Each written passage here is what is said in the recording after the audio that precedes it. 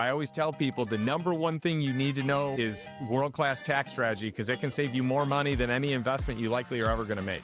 Here's what we found what matters to people the most. I want truly passive income. What we focus on is in saying, okay, well, great. Well, what do you have? And what if we could transfer that in a way that produces massive passive income and literally changes your life overnight upon the sale? The 1031 is limited because it's only investment in like-kind real estate. The Delaware is truly passive, but there's typically around a 5% return, which are locked up for 7 to 10 years. No control, no liquidity, no diversification. Whereas the Deferred Sales Trust, we believe it's the most flexible for what families really want. If we unlock and double your cash on cash, which we typically can, we can get you a new depreciation schedule, which we know we can. And we can also defer your income tax to the extent you don't need it. Like, it becomes transformational for families.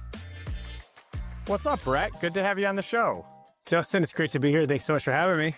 Well, this was fun. We got a chance to have me on your show just a moment ago. Now we get a chance to swap podcasts, and I'm really excited for our audience to learn all the cool stuff you're up to. You guys use some really unique products. I mean, I think a lot of people are aware of the 1031 exchange. Not everyone, but plenty.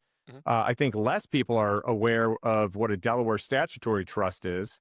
And I think even fewer people are aware of what a Deferred Sales Trust is. So I think we need to dive into all three today. But before we do that, I want to hear how you got to being an expert in those areas. Yeah. So growing up real fast, I was in the Bay Area of California. We call it Taxifornia these days. My brother and I and my parents, we built houses, right? At Silicon Valley, East Bay Area, lots of houses, lots of rentals. So I grew up learning the sticks and bricks at an early age. I knew I wanted to earn something within real estate, long term, but I didn't know what that looked like. My brother's the first to graduate college. I was the second. We both started at Marcus and Millichap when we start to use our intellect with underwriting properties, IRRs, cap rates, just understanding how to broker and structure deals, negotiate. And so this 2006 momentum is pretty high, right? Things are going pretty good. And I'll never forget the excitement from graduating from college. I didn't graduate until about June of 2007. Well, right as I get going, I get licensed and I'm getting momentum, and all of a sudden it's like a brick wall. I don't know if you've ever been flat on your back financially. Well, that's what we were. We literally had zero.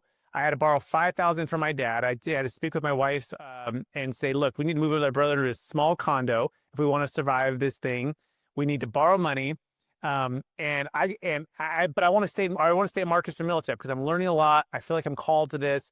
And so she's like, fine, then you need to get like multiple side hustles. And so that was what it began. I started working at Cheesecake Factory nights and weekends, 70-hour weeks, 6-7 days a week, back to back. So she could stay home full time with our daughter. And so that we could just keep this thing going. And so when I was going through this financial struggle, so were my clients. They were going for a different one. They were losing millions. I was just trying to get dollars on the table. And they were losing partly because they had too much debt, not enough liquidity or diversification, and they were stuck in what we thought was the holy grail of multifamily or 1031 exchanging or commercial real estate, which is these 1031 exchanges, right? But it actually put them in a compromised position. And I saw friends, family, and clients lose half or all of their wealth over basically a 3-year period of time. And we said, what could we have done different had we known? And that was the premise for the opportunity to meet the guide, who is a tax attorney, CPA genius, by the way, who I started to study underneath and see him put these things back together, put deals back together. And like the podcast that you talked about, he became the mentor who had been through the blood, sweat, tears, thousands of transactions, had the scars, had the battle victories. But by scars, I mean, we never actually had a failed audit, which is the biggest thing people ask about. Never had a failed audit, never had a single change, and literally billions of assets. And so most people, we look around and we're like, we thought we were Marcus and Millichap. We knew all of the secrets. And we were like, well, how do we not know this one? And so that began the journey. And fast forward, this is all we do now across the country. I'm able to keep my wife home full time with our children, right? That's our goal. 5 children now. They were retired from the Cheesecake Factory. And it's our passion and our calling. So. Well, I love it. Well, and just to give our audience like some perspective on how important, these 3 specific tax strategies are, I did we call it the Tax Advantage, which is a masterclass on tax strategy. And it's one of our most purchased products on our website at lifestyleinvestor.com. And of the 20, I think I did 28 unique tax strategies, which is really less than half of the total that we have for our Lifestyle Investor Mastermind. We have probably closer to 75 plus unique tax strategies that most CPAs have never heard of. But we covered 28 of them, and 3 of them are Deferred Sales Trust, Delaware Statutory Trust, and 1031 exchanges. And so I'm excited to dig in with you on the difference on each of these, why you might use some over the other, but why they're all worth considering and learning about. Yeah. So number one, we always start with like, what is it you're trying to accomplish and what matters to you? But we get a little deeper and we say, what matters to you the most, right? We really want to focus on those 1 or 2 things that matter to you the most. What is your dream? What is your obstacle? And what if this one thing would change, would be the big domino that the rest of the things either are irrelevant or they kind of just go away. And I think where most people, they go too fast into the tactics and the strategy and the outcome, or back up. They don't even know really what the outcome should be because they haven't spent enough time clarifying what matters to them the most. Now, here's what we found what matters to people the most. 9 out of 10 times, it's this. I want truly passive income, right? And we believe that truly passive income is to your freedom and impact as compounding interest is to your money. Okay. And especially the baby boomers, and even especially, we serve purpose-driven entrepreneurs that are having the kids and they're wanting more. The kids are at certain ages and they're realizing that, 85% of the time we get with our kids is before they're 18. That's right. Right. And they're saying, I want like a lifestyle that is going to be, meaningful for relationships while as long as I can. And so what we focus on is in saying, okay, great. Well, what do you have in equity for real estate or business or Bitcoin is the main ones? And what if we could transfer that in a way that produces massive, massive, truly passive income and literally changes your life overnight, like upon the sale? And this is what we've done for families now going back. We really launched about 5 years ago, but we've been studying, kind of been in residency since 2009 with the strategy. And so give you an example. Warren and Catherine is the best way to bring this to life. They did multiple 1031 exchanges. They had a $2.5 million multifamily property, $120,000 NOI. Well, they had 2 twin daughters a little bit later in life. They're like in their early 50s. And they're saying, you know what? They're 10 years old now. We only have about 8 years left. And I said, well, that's what matters to you the most. Now, what if we could increase your NOI from 120 to 190, defer your capital gains taxes, and free up your time and your energy? And it was really simple. They could trade their 3 T's, toilets, trash, and termites, for 2 T's, their twin daughters. That's awesome. This is a no-brainer. And so we changed their life. We sold, they paid off their debt, diversified. And on top of that, they live in Taxafornia, which means they're a high income tax state. And so they were able to also defer some of that income tax, because that's the piece here that we can really dive into. So that's the first thing. Now, quickly, the 1031 exchange, if you're in a continuity, you're wanting to continue on the ownership and you don't mind being active, I mean, we can do a passive Delaware.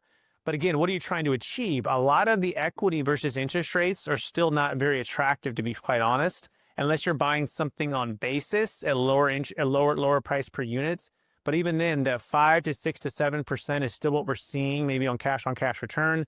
Debt is at 6, 7, 8, which is sometimes a negative arbitrage situation. Yep. So that's a part of why a lot of deals have stalled out. So we've been very more bullish on real estate debt, private debt, paying 10 to 16%. And so when you look at these, you got to figure out which one can get me to where I want to go, and that the 1031 is limited because it's only investment in like-kind real estate. You can't go into debt. In fact, you have to stay in debt, which is bad. The Delaware is truly passive, but there's typically around a 5% return, which are locked up for 7 to 10 years. Huge fees, by the way. Yep. No control, no liquidity, no diversification. Whereas the Deferred Sales Trust, we believe it's typically the most flexible and the most transformational strategy for what families really want. So I'll pause there and let you kind of ask any questions there. So Yeah, no, this is great. I think there's a time and a place for everything. If you want to kind of level up and kind of grow your real estate portfolio, a 1031 exchange could make sense. I'm in a situation right now where that likely is not the option that I will pursue, because if I sold a portion or all of our real estate, our deeded property, I would likely not want to double up. I would likely, I would love to find ways to mitigate taxes, utilizing the IRS tax code the way that it's intended, but it likely wouldn't be that strategy. DSTs, I think that they can serve their purpose. Delaware Statutory Trust, I think they can serve their purpose if you're comfortable with that type of a return being locked up in a single vehicle, I mean, ideally, it's probably good to go with several of them. But if you remember back to 2008 to 2012, a lot of the DSTs failed.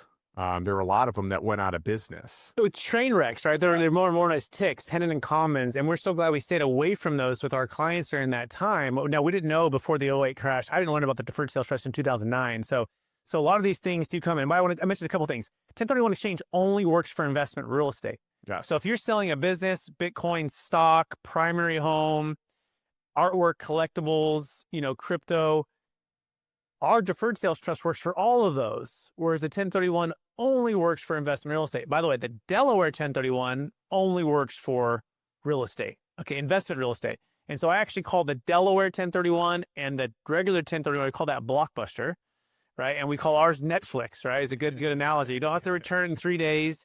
One of the biggest things, though, the mindset here shift to consider is you have a debt flow mindset, a tax flow mindset, and a cash flow mindset. Most people operate in just one. Just cash flow. They don't have a tax flow mindset. They don't have a debt flow mindset. And that's where they get caught. And they just let the tax tail wag the investment dog. They just follow the mantra of just do the 1031, boom, boom, boom. But you're right. You're absolutely right. If you can find a great 1031, by all means, buy it. And you can pull it off and the timing works. Man, it's a commodity. It's less expensive.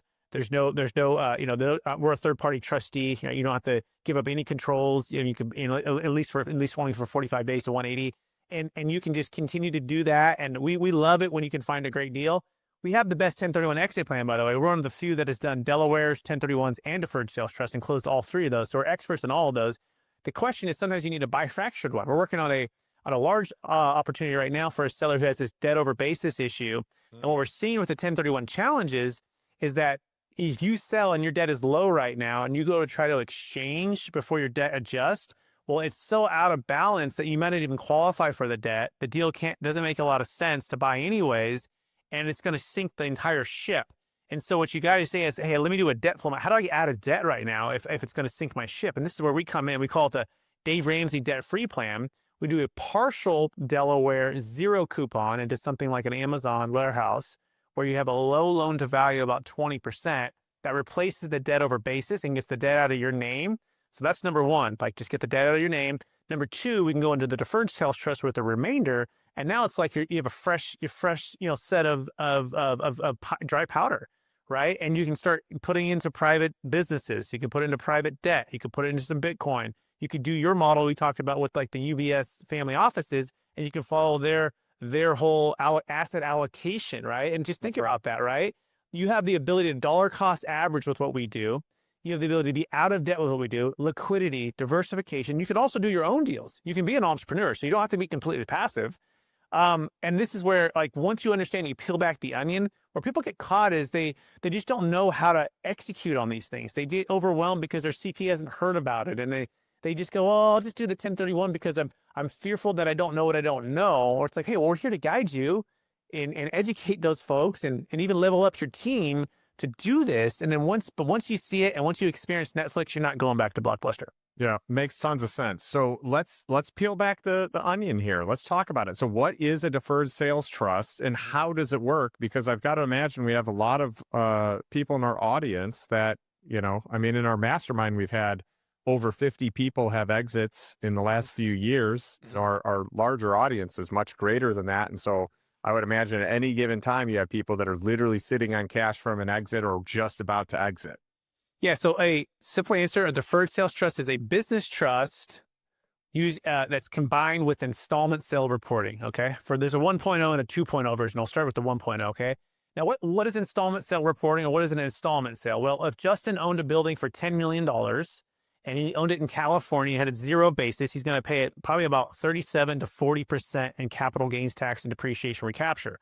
So Justin could sell it to a buyer and just take the cash and have $6 million, or he could sell it on an installment sale. Let's say he did 100% financing for somebody, and he'd have a deferral state that $4 million is still owed, but it's in a deferral state, and he can take payments and pay it over time.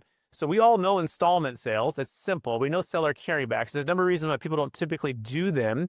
For the most part, it's actually just an advantage for the buyer, typically, not the seller. But in our scenario, we say, hey, don't finance a buyer, but finance a second buyer, if you will, the trust.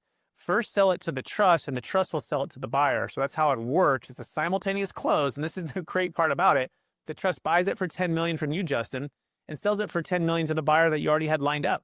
The buyer's coming with all cash or getting financing somewhere else.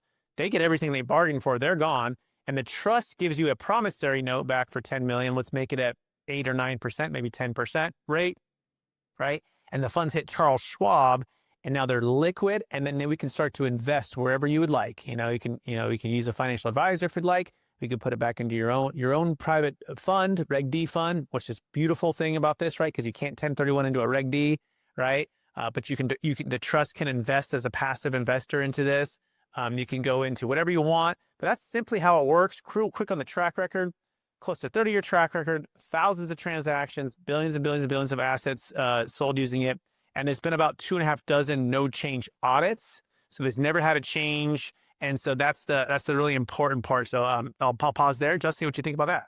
Yeah. So by the way, it's brilliant. It's a brilliant strategy that is honored. It falls under IRS code. So there's precedent. Obviously, you've had no audits that have we had audits, but which is important. There's other strategies that claim different things and are copycats, but they've never been to the fire of the audits. That's not a good thing. We've been through the fire, promoter audits, formal audits, state level audits. We've never been on an IRS watch list. We've never been on a dirty dozen, and we've never even had a single change on any of the audits, which is remarkable, right? So we're batting 1,000 there. So keep going. Yeah. Yeah. So I love everything so far that you have shared. And I've done my own deep dive on this, but I'm going to pretend like I don't know as much for those that are listening. So you said one of the options is a Reg D fund. So explain that and explain what you're able to do there. And by the way, for those of you that are lifestyle investors, this is the type of investing that we do inside of the Lifestyle Investor Mastermind with alternative investments. Yeah. So a Reg D fund is typically a private equity or private debt, right? And you can be a passive investor. So in a traditional 1031 exchange, that's not like-kind investment. So you can't just 1031 exchange into a Reg D fund. It's just completely separate. So the beauty is we're not using 1031 for the Deferred Sales Trust. We're using a business trust with an installment sale reporting. And so there's a section that says any entity of which all of its equity owners or accredited investors can invest into a Reg D fund, right? So it's just simple. It's the entity and everyone's accredited, right? By the way, we only do deals that are $1 million or greater and net proceeds and gain. And so everyone has at least $1 million net worth. That's important to understand on this. So these are for the larger transactions. We work on a conditional basis, and we'll walk through all of that. But yeah, and so the beauty is a lot of people are coming out of real estate and they want to get double-digit returns, and they don't want to have to do the work, but they can't sell unless they're going to pay the tax and pay 20, 30, 40, 50% of the proceeds. So they're stuck between a rock and a hard place. And so they just throw their hands up. And so we become that bridge. The DST is that bridge into the Reg D fund. So it's great also for the folks that you coach on this too, Justin, who have their own Reg D funds, right? Not just the investor, but the people who are actually looking to, we call it unlock capital versus raise capital. Mm-hmm. Most folks are raising capital for their fund. You're going to make 5 to 7% or 8 to 10 and 13 to 15 IRR over this time frame, and they're selling the thing inside of the Reg D, the stuff, right? We're saying open up the box. There's an extra 20, 30, 40, 50% more proceeds that can show up to your box if it's tax deferred, right? Right. So, and then by the way, once it's in the box, they don't have to take income right away. So they might be in a high tax state like New York or New Jersey, California, Illinois, and they're selling and they're moving into a Florida or Texas, and they don't need to take the income from the trust right away. And here's the really cool part. It's like an IRA. So this is where another one of the secrets that people miss. They think that the DST is just deferring the 20 to 30 to 40%. And they go, well, why don't you just pay the tax today? Because, it's never going to be lower. And you're probably right? But here's the key. You have a compounding effect, not just on the capital gains tax that you're deferring, but on the income tax that you don't have to pay in the year that you don't take it. So let's walk through this. 10 million goes into the trust, right? Let's put a 9% interest rate on the note. Let's say we're making 11%, Justin, on one of your deals, okay? So the trust owes you about let's make it 9%. Trust owes you 9%. You make it 9%. Okay, exactly. Boom, boom. It's all lined up. The trust doesn't pay any tax at its level, and you take no $900,000 payment. You owe no tax in that given year. No capital gains tax, no income tax. We do that again, and we defer it. So it's compounding. Second year, you don't take a payment, and the trust doesn't pay, earns that. It doesn't pay any tax. No tax again. Now, each year, you can't just defer income tax forever. You need to take some payment, Right. but you don't have to take the full payment. You can take a partial payment, partial interest payment, and let the other amount accrue. So you have a compounding effect of the income tax deferral, which is probably the most overlooked thing about the deferred sales trust that people miss. The third way to do this is through a new depreciation schedule. So I'll do a story of a client. I sold his apartment complex in Sacramento. He has another one that's worth $14 million now. At the time, it's worth 10. And I said to him, hey, your cash flow is about $500,000, but he had no depreciation. Well, one of the number one rules for real estate is to get depreciation to offset the cash flow. Well, if you don't have any depreciation, it's all just going to be ordinary income tax, right? Right. It's massive. So here's what we got to solve for. We got to get a new depreciation schedule. What the problem is, if you do a 1031 exchange, the old depreciation schedule travels. So you don't have as much depreciation on the next deal, maybe next to nothing if you buy something of the same value. So you're in a rock and a hard place. So here's what we do. We sell the asset, we defer the tax, we give them a note, but then you can partner with the trust. And this is probably the best secret of this entire show right now, right? And it's the number one reason I started this company is you can now sell high and then buy low, no timing restrictions by partnering with the trust. And here's the cool thing. You get a brand new fresh depreciation schedule. Okay. Wow. Okay. Now here's key thing here. You can't take 100%. We got to make it commercial and reasonable. So you get about 80% the way we structure it. But just think about that, right? We've deferred your capital gains tax, maybe an extra 20, 30, 40, 50%, depending on the state you live in and depreciation recapture. We've helped defer your income tax at least for 2 years. And also beyond that, probably just half the interest. And then we've been able to invest into assets that have a new depreciation schedule, which you can get 80% of. And so this is where people's heads exploded. They're like, what do you mean? It's too good to be true. How could you do all these things? You're like, well, sit down with us. Let's walk through it. Let's show you how and where the math works. And it works. Is it more complex? Yes. Does it take trustees and our team to execute? Yes. Do you pay ongoing fees? Yes. It's about 1.5% to 2% ongoing fees, about a 1.5% one-time setup fee. So there are these things, but if we unlock and double your cash on cash, which we typically can, we can get you a new depreciation schedule, which we know we can, right? And we can also defer your income tax to the extent you don't need it. Like it becomes transformational for families. Yeah, I mean, no doubt. I mean, eliminating tax or at least creating a season or a window of tax-free growth is massive, right? That's part of the reason why I'm such a big proponent of whole life insurance, right? Permanent grade life insurance. And then secondly, that resetting of the depreciation schedule is massive. So for a guy like me that's utilized cost segs and all the things, I've taken accelerated depreciation. This would be a strategy that would be very beneficial for me if I ever sold that real estate that I'm going to have a recapture on whenever I sell it, right? Yes, let me give you some Achilles heels on this, okay? To the extent you have debt over adjusted basis, which you might, if you've done, especially if you've done accelerated and you have debt, we cannot defer that piece of it, okay? That's basically you've taken the income, but you haven't been taxed on it. So you can't keep your cake and eat it too on this one, right? So you have to either pay down the debt or we do a partial Delaware 1031. This is when the Delaware is our friend, when we want to go back to Blockbuster, because we can replace the debt over basis with typically these Amazon real estate coupon deals, a whole other kind of thing here, right?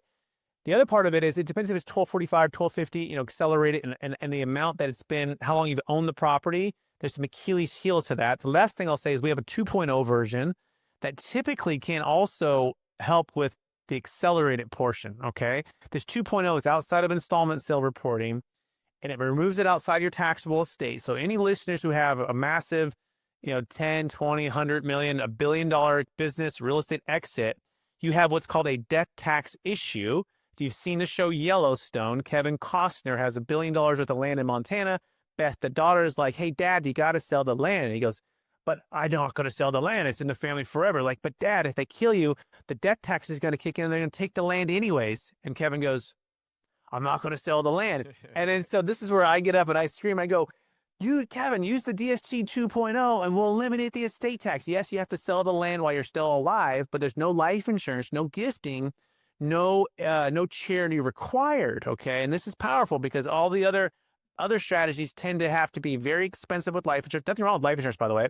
We love it. But why not exit, defer your tax, eliminate the baseline estate tax forever, and then go buy life insurance with that money, with the trust? And all of that's just gravy for the estate, right? Not having just to use it to offset the estate tax, right? Because it's tax-free on the death. So these are the things that we teach people, and we want to solve the root cause of it, and then massively impact their ability for freedom and ability to multiply their freedom and impact. So. And what's the timeline where you would have to take some sort of minimum distribution or payout on that installment sale? So we'll do 1.0 first. We typically like to see some payments starting about year 2 or so, okay? But even then, it's about half of the interest on the note. So if we had a $10 million deal at 10%, that's $1 million a year. We want to say like 500,000 is a good number, Justin, starting in about year 2, okay? And then, but that can be adjusted higher or lower throughout the cycle of a 10-year term. Every 10 years, you can renew for 10 years. You can pass it to kids. They can step into your shoes and continue the tax deferral. So that can go on for as long as you want. Most clients just live off the interest or partial interest for the entire part of the trust, and that 10 million principal never moves. Okay, so that's 1.0. 2.0 is a little different. One of the Achilles heel for that is once it starts paying you, it doesn't stop paying you until you die and your spouse, if you're married, dies. And when it does pay you, it pays you partial interest and partial principal. And it's like a water faucet that just keeps going. Whereas the other one, you can kind of turn it on and turn it off, okay, with flexibility. And so you are paying some cap gains during your lifetime. However, upon your death, it should pass capital gains tax-free and estate tax-free, okay, to your children who can be the beneficiaries. But you'd be paying some cap gains during your lifetime. So we typically do 1 or 2 trusts, depending on your net worth and what we're trying to solve for. Kind of like your strategy, where you're like, the first property is for, general expenses. The second property is for lifestyle, right? And on and on and on, right? Ours is like the first property is like, let's get a first exit on the trust. Let's like get you that 10 million. Let's get you that truly passive income number. Let's dial that in, give you flexibility for your lifetime.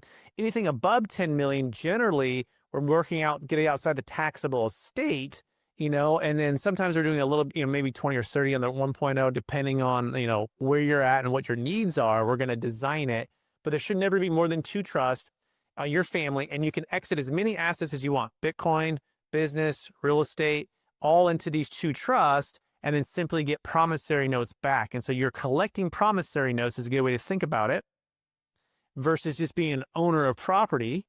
But the flywheel, you can still be an owner of property. You can partner with the trust and create a new LLC, which gives new ownership entity, which then you can exit again and flow back into the trust with another promissory note. And so it's just using what we've always had, this recipe. We've always had the ingredients. We just didn't know the recipe until now. And just to confirm, with the 1.0 version, since it's just interest on the promissory note, there'd be no capital gains on that interest, right? Exactly. But tree falls in the forest and no one's around to hear it make a sound, does it make a sound, right? Most people never dip into the principal. They only live off the interest. Now, the interest is ordinary income tax. You get a 1099 for that. Yeah. But to the extent you got new depreciation schedules on assets and you got some bonus depreciation, if Trump brings back the 100% too, and your real estate professional status, there's some cool things there where, we're looking at tax flow mindset, offset depreciation with cash flow that's coming in. And it's balancing those 2, and then be careful on the debt flow. Make sure we're being smart about that. This is where we're, we become, ninjas with you in this fight. It's like got our shields and our spears, and the government's like trying to, come in and they're trying to waste our money and just give it all away to crazy stuff, right? That we're seeing the last 150 days. But this 84 to 100 trillion is happening, right? And we're on the front lines. We call it the reverse Tea Party, the largest wealth transfer in the history of the planet. And we've got this window where we can help families steward the capital to multiply freedom and impact, create more jobs, create more housing, end the housing crisis. But if they don't take action, the money does nothing, or worse, it gets gobbled up by estate tax or crushed by capital gains tax.